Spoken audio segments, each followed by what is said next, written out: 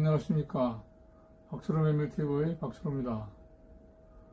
오늘 301번째 영상에서 메밀과학에서는 신메밀싹의 항염, 항암 효과에 대해서 알아보겠습니다. 메밀식문화에서는 메밀 이숙회에 대해서 주요 제품의 생산 과정에 대해서 소개해드리겠습니다. 신메밀싹의 항염, 항암 효과에 대해서 알아보겠습니다. 이 연구는 타이완의 양밍 치아오통 대학의 왕회 연구원들이 공동으로 연구를 해서 2025년 저널 오브 시리얼 사이언스라고 하는 국제학술지에 발표한 내용입니다. 타타리 메밀, 즉 신메밀싹이 발원하는 동안 루티노사이드와 같은 플라보노이드의 결합 형태를 유리 루틴으로 전환해 생물학적 이용 가능성을 증가시킵니다. 메밀싹은 종자에 비해 페놀 화합물, 미네랄, 비타민과 같은 식물화학 물질이 풍부합니다. 이 연구는 신메밀싹의 항염과 항암 가능성을 판독하기 위해 생리활성을 위한 분석이 도입되었습니다.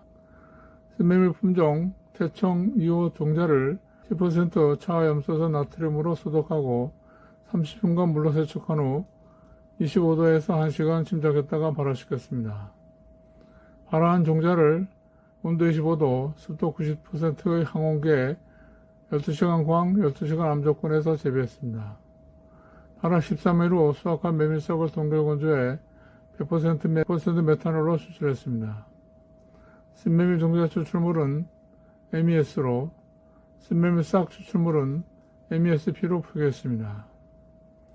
소수항목은 크레세틴과 루틴함량, G 대식세포, RAW224.7 세포배양, 인간 H1975 폐선암종 세포배양, 세포 증식 분석, 그리고 사이토키닌, IL-1 베타, IL-6, TNF-베타, TGF-베타 검정, 면역 블록 분석 등입니다. 상이한 재배 조건 하에서의 루틴 함량입니다.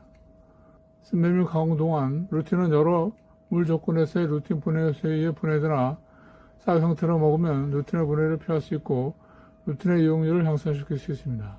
광해 유무, 첫 번째 A 그래프입니다.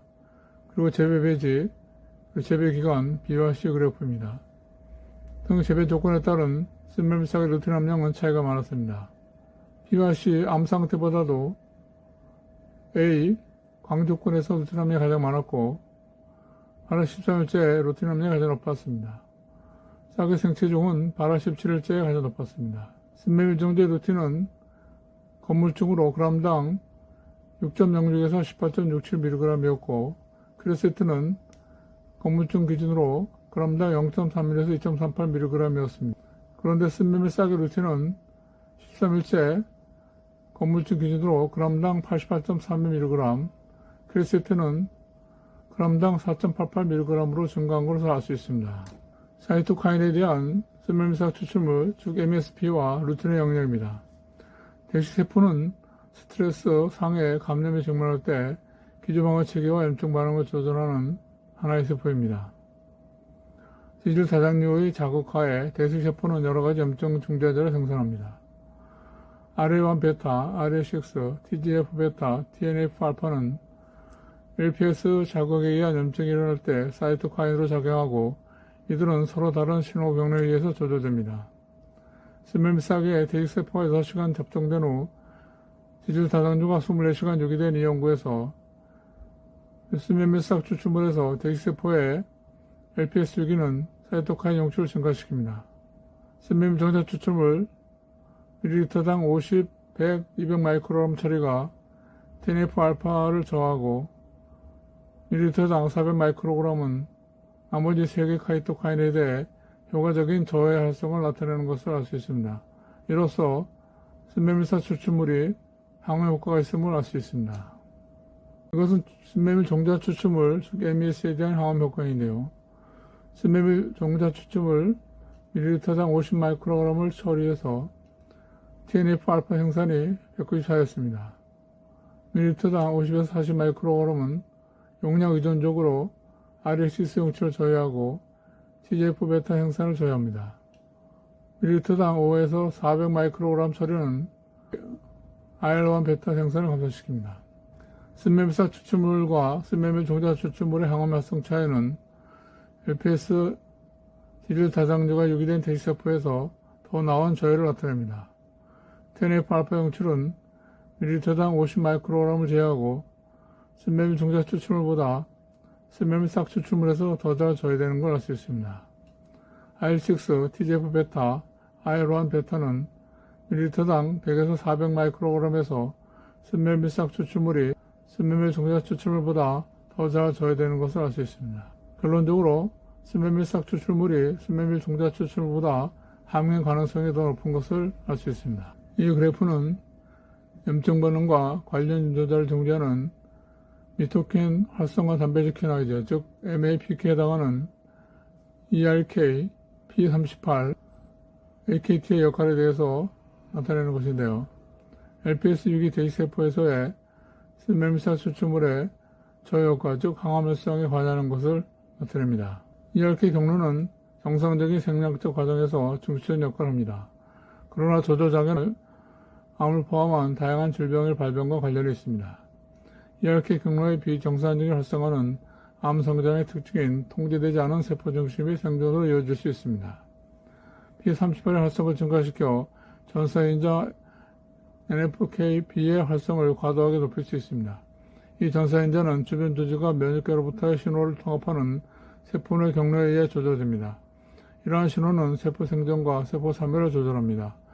NFKB 활성의 조절 이상은 암세포 생존을 유발하는 유전자를 활성화시킬 뿐만 아니라 암세포의 다른 조직의 전이를 촉진하는 유전자도 활성화시킬 수 있습니다. AKT 인산화 요소는 세포 생존에서의 다양한 역할을 하는 중요한 신호단백질입니다. AKT가 자가결합을 이루며 이 자가결합이 AKT의 세포막으로 이동 및 활성화의 조절에 관여합니다. 인산화가 손상된 루틴은 TGFR2 발현에 관한 저해효과가 없음을 알 수 있습니다. 스멜미삭 추출물, 즉 MSEP의 세포 증식 억제 효과입니다. 스멜미삭 종자 추출물을 48시간 전 폐암세포인 CLI5와 H1975, T790M, L858R, EGFR 이중 도련변이 세포에 대한 세포 생존력을 조사했습니다. MEMETB에서는 밀리리터당 800마이크로그램 농도로 48시간 처리 시 CL15 폐암세포에서 25%, H1975 폐암세포에서 45% 세포 증식이 억제되었습니다. 반면 루틴은 밀리리터당 0에서 400마이크로그램 농도의 48시간 처리해서 H1975 세포의 증식 저해에는 효과가 없었습니다.